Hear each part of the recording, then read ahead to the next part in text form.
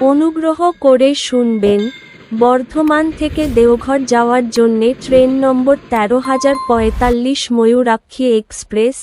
এই ট্রেন আগে হাওড়া থেকে ছেড়ে আসে।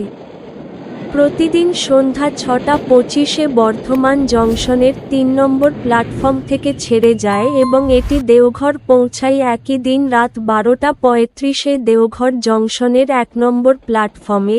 ট্রেনটির মোট যাত্রাপথ ৩১০ কিলোমিটার, যা অতিক্রম করতে সময় লাগে ৬ ঘন্টা ১০ মিনিট।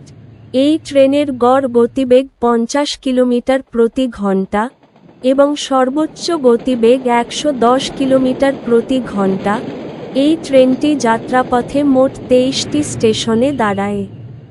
এই ট্রেনের সেকেন্ড সিটিং ভাড়া ১৩০ টাকা। ভিডিওটি ভালো লাগলে লাইক করবেন এবং সঠিক তথ্যের জন্য চ্যানেলটিকে সাবস্ক্রাইব করবেন।